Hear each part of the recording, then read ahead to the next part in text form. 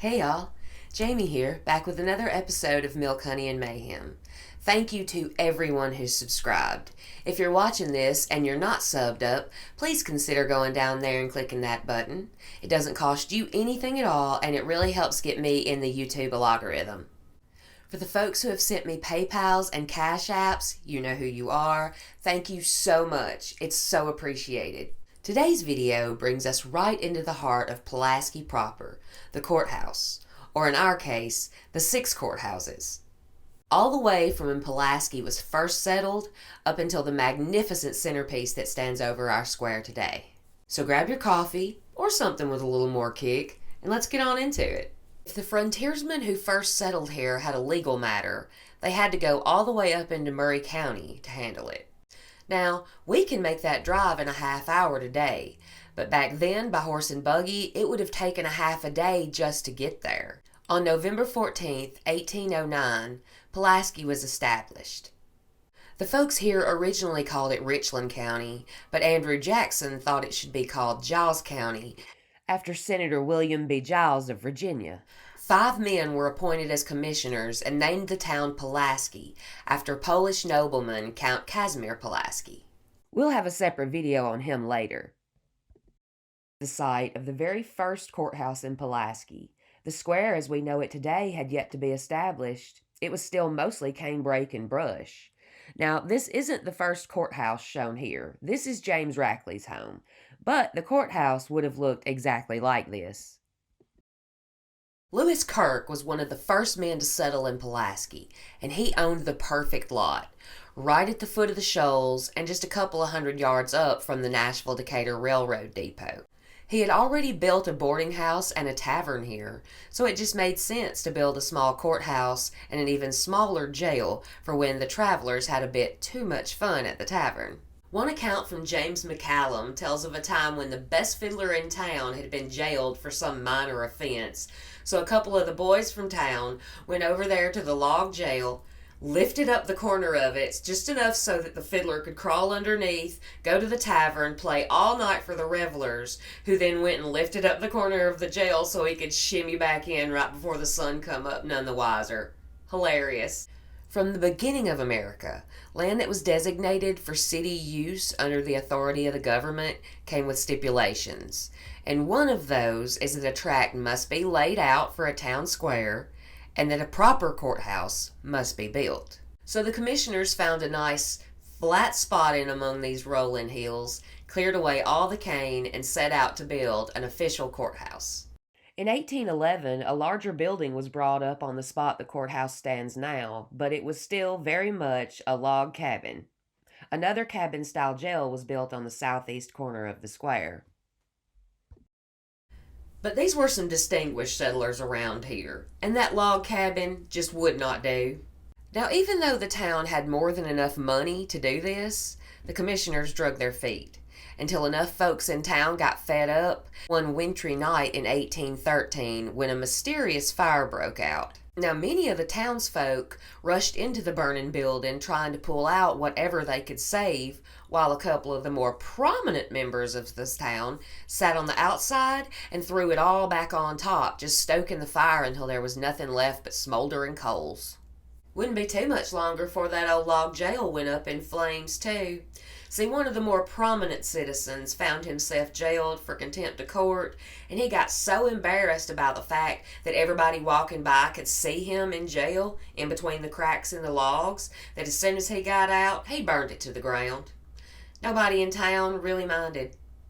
While our third courthouse and our first brick one was being constructed, court was held at the private homes of Daniel Martin and Isaac Smith. In 1815, the city finally finished the building, along with a new brick jailhouse, this one on the northwest corner of the square. While a fine building, it was only 50 feet long by 40 feet wide, and with the explosion of people moving into the area, it wasn't going to be too awful long before it wasn't quite large enough to keep up. The editor of the Western Star newspaper wrote in the October 11th, 1849 issue, "The old courthouse as it stands is and has been a disgrace to and bespoke but little for the taste and liberality of the county, which in point of wealth, population, and resources will rank with the first counties of the state, and yet until recently it had been stationary in reference to public improvements, while our sister counties and towns, some of which are greatly inferior to Giles and Pulaski, have been steadily advancing in works of improvement. We sincerely hope the citizens of the county and town will wake up and no longer suffer our county to remain so far behind her sister counties in public spirit and liberation." While the November 1851 edition of the Pulaski Gazette stated, "Our old courthouse has been removed, and in its stead a building is rearing up. I do not recollect to have seen in the state such a handsome courthouse." It was a beautiful building indeed. Topped with a large cupola, our fourth courthouse was completed in 1852 and burned to the ground one fateful night in 1857. It's said that a defective flue started the fire in a cornice. No matter the reason, the people of Pulaski were devastated, but they were also determined to rebuild it even better than it was before. Adolphus Hyman, a German immigrant, was one of the best architects in the country at that time. Now, he had recently designed the State Mental Institution, the old Adelphi Theater, the Davidson County Jail, and Belmont up there in Nashville. This one wouldn't be completed until 1859, and while they were building it, court was held at the old Oddfellows Hall. The commissioners called for only the finest brick to be used. Sandy Clay Gaskow gave his account of the construction of the new facility in the Halloween '07 edition of the Pulaski Citizen. "F. Lunsford and Steve Vaughn made the brick, their kiln being about where Miss Arena Elder lives near the Catholic Church on Shoal Street. The mortar was made and then tramped by steers handled by old Uncle Ned. Colonel George Tilley and his slave Joe did much of the woodwork. Fred and Irvine Birch molded the bricks. Frank Wilkerson superintended the building of the entire house. I remember that I had a narrow escape from falling off the top of the wall to the ground while catching bricks as they were throwing them up." That danger was worth the excitement of the town for the new design. A snippet in the December 10th, 1858 edition of the Citizen reports, "Our new courthouse is rapidly approaching completion. The new towers above the ruins of the old, a magnificent superstructure.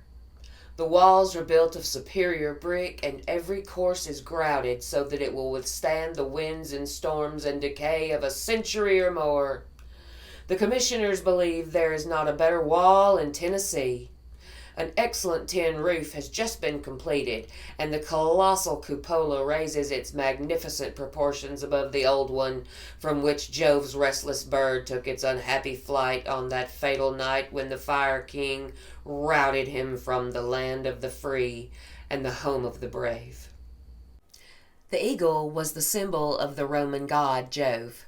A heavy wrought iron fence had been installed around the courthouse lawn to prevent any stray livestock from wandering in and interrupting court. The horrors of man hadn't been considered yet. When the Civil War broke out, that lush landscaping was trampled all to pieces. The loss of the flowers and shade trees were far from the worst damage. They burnt the jail down, too. Many of the Confederate soldiers had been held in that jail during the war, and when they were released and told that they lost, they were ticked off. One of them got so pissed that he burned it right to the ground. The county court decided to remove the jailhouse from the square and erected a new brick jailhouse down First Main Street. Today we just refer to that as South First, and it's the city police office behind where you pay your water bill. This fifth courthouse was magnificent, and many of the citizens looked upon it with awe. Mostly because of the public washrooms that had been installed in 1907. Back at home, you were still having to trudge through them mosquitoes to get to the outhouse in the yard, But in the courthouse, it was a different world. All you had to do was simply walk a few steps, and there you go. A clock adorned the top and kept perfect time for the town. Hugh Wallace left us an account of his earliest memories from the first decade of the 1900s in Pulaski. And he remembers that the owner of the jewelry store, Mr. Duncan, used to let a few of the young'uns go climb up to the top with him when he would have to wind the clock, and they would always bring back pigeon eggs. S.E. Hinton told us long ago, nothing gold can stay. On the evening of April 20th, 1907, the townsfolk weren't the only things lighting up in town. That fabulous new courthouse was blazing too. An article in our good old Pulaski Citizen describes the fire in detail. Just before midnight Saturday night, W.A. Rose discovered smoke issuing from the courthouse. The fire alarm was at once sounded, and the firemen responded promptly as could be expected considering the hour, and the fact that the bell rope was so badly burned that it broke and cut short the ringing of the bell. Perhaps no one will ever know whether the fire started in the basement and followed the flue where the clock weights ran to the cupola, or if it started upstairs and dropped down to the basement. When discovered, great volumes of smoke were issuing from the basement windows, and about the same time the blaze burst out in the upper hall and the belfry. Then the fire got a good start in the central part of the house near the roof, and the building was filled with dense smoke so the firemen could not get at it. Water pressure was not great enough at first to reach the top, and the double roof made it impossible to do much till the network of rafters and braces burst into a roaring blaze. Realizing the situation, the firemen directed all their efforts towards saving the first story.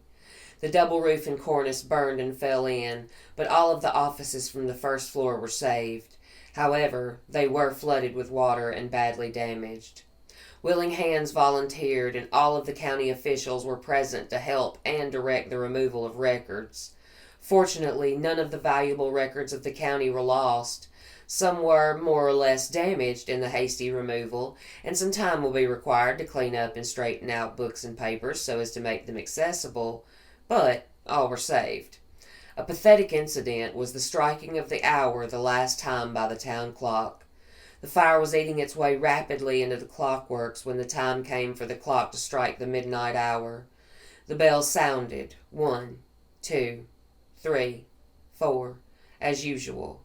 And then, hesitating and weak, came one more strike of the hammer, and then all was silent, except for the roar and crackle of the flames. A moment later, the cupola fell to the roof, and then with a freakish bound leapt to the courtyard on the east side, and the magnificent bell, which had been the pride of our county for many years, plunged through the roof and then on through the floor of the county courtroom, landing in the back room of the county court clerk's office. Just look at this photograph of the damage. Now you know darn good and well that one of them roasters that old Squire Culp's kept in the basement of the courthouse for his little cockfighting operation knocked one of the kerosene lanterns over, and that's what started that fire. Judge McMillan rented out the Reynolds building on the southwest corner of the square and put the courtroom up on the third floor. Closer to God, just like those rabble-rousers should be. It was stated that it should be built in a plain, neat, and convenient style, and also that each commissioner should receive an annual salary of $12,500. This one wouldn't be completed until 1859, and while they were building it, court was held at the Old Oddfellows Hall. Architect Benjamin Bosworth Smith was chosen to design the project. An article in the January 6, 1908 edition of the Citizen describes the building, saying, "There is no doubt that the courthouse building, the contract for which has been recently let, will be the most complete building of its kind in the southern states. Built of the very best materials, stone and pressed brick, fireproof throughout, beautifully furnished on exterior and interior, arranged according to the needs of the county and the best public of the day for the handling of the county's business, perfect as to hearing, lighting, ventilation, and sanitary necessities, the house will certainly be a revelation to the people of the county when on March 1st, 1909, the building is handed over to the authorities by the contractors, George Moore and Sons of Nashville. The exterior of the building is designed in French Renaissance, probably the most beautiful adaptation of the classic style of architecture. The east and west fronts of the building will be the same as also the south and north fronts. There will be 4 prominent entrances to the building, each reached by flights of pyramid steps. As the line of the first floor will be 8 feet above the grade line, these steps will give a monumental effect to the building which can be obtained in no other way. The building is surmounted by a fine dome. This dome is 34 feet in diameter. The clock face will be about 85 feet above the ground, and the funnel on the dome 110 feet above the ground. The dome is surrounded by a colonnade of 32 fluted columns and will be exceedingly rich. The dome will be surmounted by an eagle with spread wings and a large weather vane above this. The interior will be in every way keeping with the richness of the exterior. The entire basement will be utilized, thus being divided into 3 large offices, 2 toilet rooms for the public, storage and janitor's rooms, heating and cool storage rooms. The basement will be reached through 2 entrances on the exterior and 1 entrance on the interior. There will also be ample room and arrangement for the polling place for the town. The first floor will be reached through 4 grand entrances. All corridors will have marble floors and marble wainscoting. The central rotunda, the most beautiful feature of the building, will be octagon in shape and 32 feet in diameter. The rotunda in the Murray County House at Columbia is only 16 feet in diameter. That comparison will hold through the 2 buildings. This rotunda will run through 3 floors, will be surrounded by a stained glass dome at least 60 feet above the first floor, and the rotunda will be ornamental with marble pilasters and wainscot, wrought iron railings of beautiful design, ornamental caps, and faces will uphold the arched vault of the skylight. The second floor will be reached by 2 grand staircases of ornamental iron with marble treads and 1 secondary staircase. The corridors of the second floor, as in the first floor, have marble floors and marble wainscot. There is no marble wainscoting in the Columbia House except in the circuit courtroom. On the second floor are the circuit courtroom with 2 fine galleries and a seating capacity of 750 people. This room will be highly ornamental in plastic relief and will be one of the most beautiful rooms in the county. The trim of the building throughout will be of oak, highly finished. The walls in the entire building will be tinted and decorated with watercolors and oils. Nothing has been left out to make the building useful, beautiful, and finished in every particular and in every way up to the character and tradition of the people whose businesses will be transacted within its beautiful portals. There are ample toilet rooms, and the entire building will be heated by a system of dried steam. In conclusion, it might be well to state that the old courthouse bell will be recast and again give out its messages of the hours to the people. By September of that year, the 2,000-pound bell was ready to be hung, the side inscribed with the words, Giles County Courthouse, Pulaski, Tennessee. Striking, ringing, tolling, pleading. I warn all man to come to time. Presented to the County of Giles by Henry Spofford, April A.D. 1880, recast A.D. 1908, the original having been destroyed by fire April 20th, 1907. Everyone in town was thrilled to see that old bell be brought back to life.